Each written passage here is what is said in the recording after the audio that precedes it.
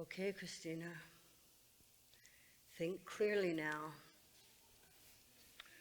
First, remember, you have bragged about Riverside to your colleagues, saying Riverside stepped up and they chose to appoint an intentional interim minister to address the state of affairs of this community of faith. They set a goal to do some healing, and they did. They've done a lot of healing. They attended the listening circles in droves, and they're ready to create a behavioral covenant. They did that. They achieved that goal. And now they set a goal to look at church governance. And oh my God, they're looking at their governance with a fine-tooth comb, and everybody's going to be at the June 11th event where we're going to do the next to final step on that. They'll be there. I have to remember that. I have to remember because, that third goal, there were only 3, but that third goal is going to be a tough one. Ha! You betcha, Christina. That's the examine the finances goal. Not a chance in here where I am. No sweat. You've got this. You know the people of Riverside are people of faith. If only. If only I could just invite everyone here to a feasting table. Oh, but I can. I can invite everybody to a feasting table. And this table has been set differently than it has before because there are little cups and little pieces of bread that seem to matter to a few of you. And we have our pitcher and our chalice and our loaf and our gluten-free. We have all we need to gather at a feasting table.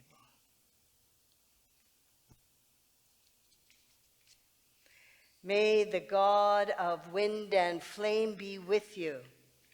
And also with you. Throw open the shutters of your hearts so God may enter.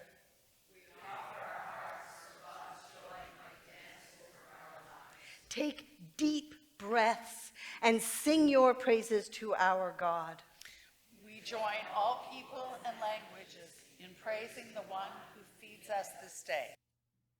You've feasted, and you have the sustenance of faith.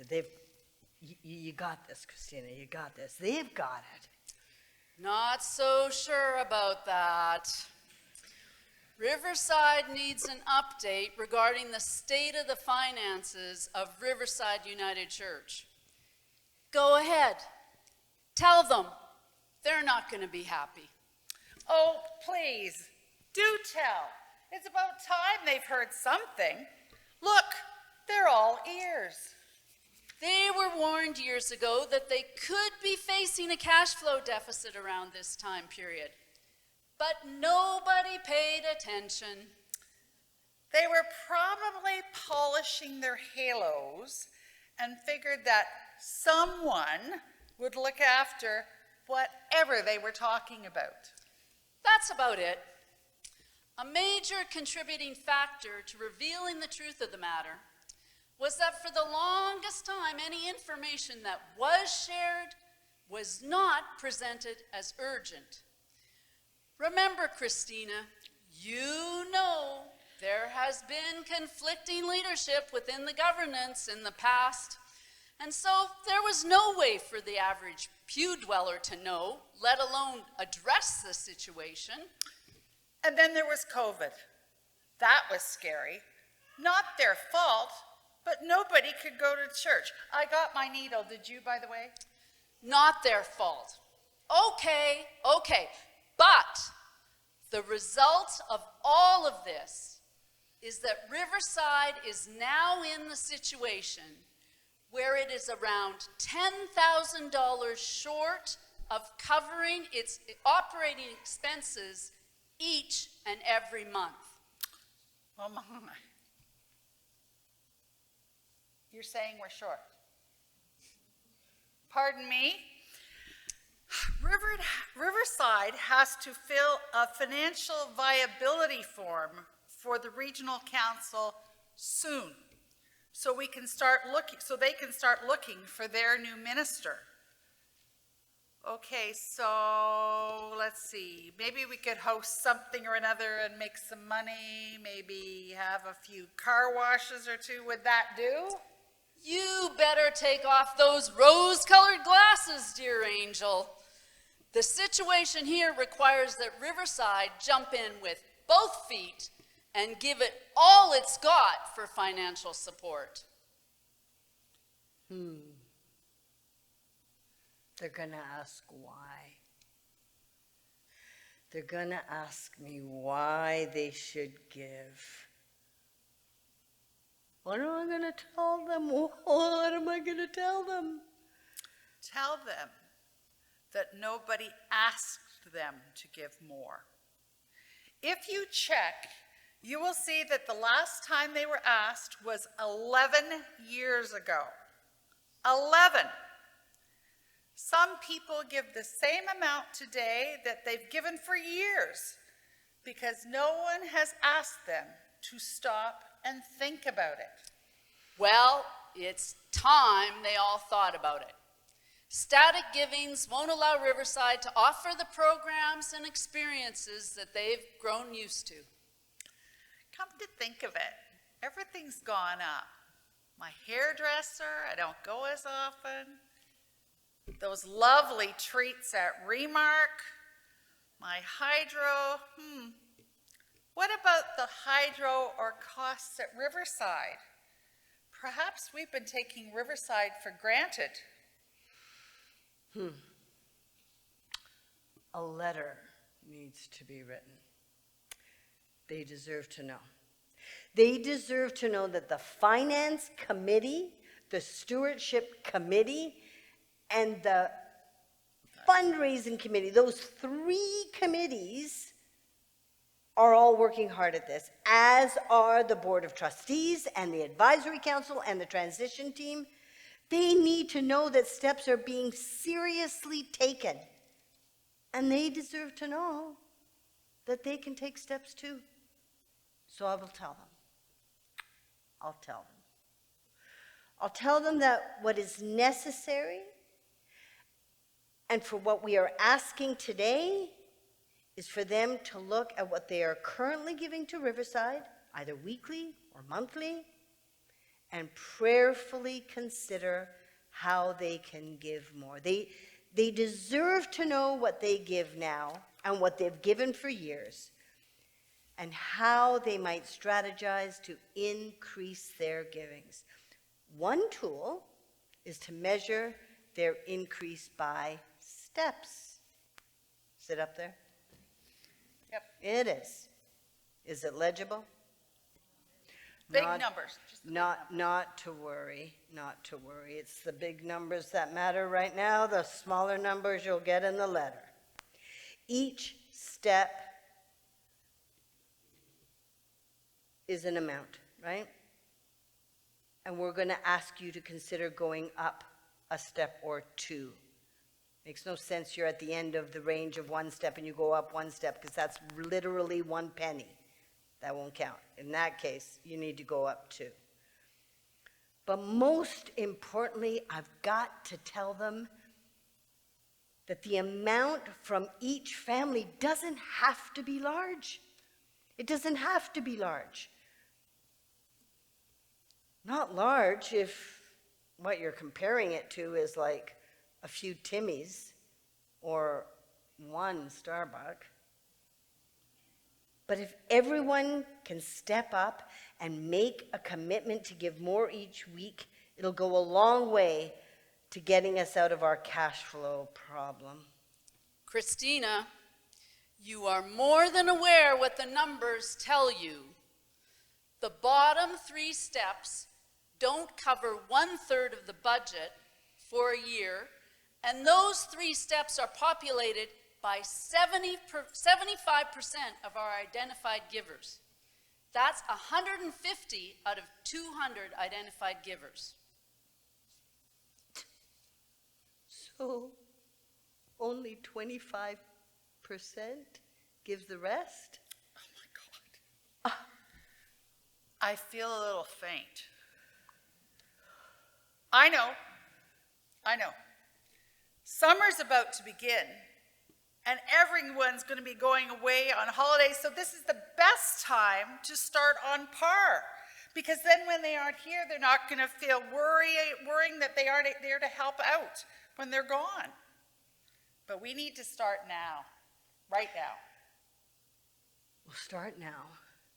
And I'll also in the letter give them information about how to register for the pre-authorized remittance. And I'll offer Jan to help them make the arrangements. Don't tell Jan. I'll make sure it's in the letter. The expenses at Riverside continue every day, regardless of attendance in worship, just like at their home. But they can't be afraid. They cannot be afraid. They have the resources. They are the resources. Each of them needs to look inward on why Riverside matters to them. I mean, they heard it just a few weeks ago. Like 6, 7 people stood up and told them why they're here at Riverside and why Riverside matters to them. Most importantly, they told them why they support Riverside. But they're gonna ask, why should I give more? And I'll tell them why. I'll tell them that this is the part of Riverside's story. They're emerging out of their cocoon after this resetting, they're calling it. And they'll be able to soar and live into that beautiful, best discipleship of theirs. I think I'm starting to see the benefit of keeping a mindset of faith and hope when we face problems like this. If we maintain an attitude of fear, it will weaken us, and what we need most right now is strength for the days ahead. Is there any room on that left shoulder of yours for another angel? Oh, absolutely. Come on over. Where are you going? Okay, want to go sit down, that's fine. This is the day of Pentecost. This is the day that we celebrate the birth of the church. And when this first happened, somewhat around 2,000 years ago, we never did figure out the math, but times were tough then. And they've been tough. At least they're not killing us these days. Not here, anyway. Right? And yet here we are. Here we are. Here is Riverside. And we are not alone.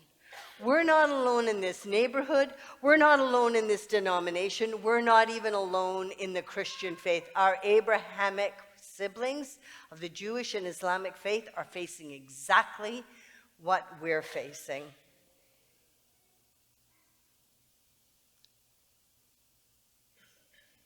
We're all thinking outside the box. Not the way we've always done it should become a rallying cry to be the creative thinkers we were meant to be. Not the way we've always done it should be a phrase that we can measure by steps taken in the weeks and months to come. I want to tell you, there's a neighboring church that is tearing down their building. They're about to tear down their whole building. And they came here this past week to ask if they could help, if they could play in our sandbox for a while. I was really, really sweet, like so sweet. But I think they're considering our sandbox. That's out of the box. There's another community of faith that is actually, and I know you guys won't believe this, you won't believe this, but they have too much. And they want to share. It's out of the, right? It's out of the box. Pentecost is the day to notice the movement of the Holy Spirit. How did that last hymn verse go? You call from tomorrow, you break ancient schemes. From the bondage of sorrow, the captives dream dreams. Don't be captive by your fear. Do not be captive by your fear. Let yourself dream. Our women see visions, our men clear their eyes with bold new decisions. Your people arise.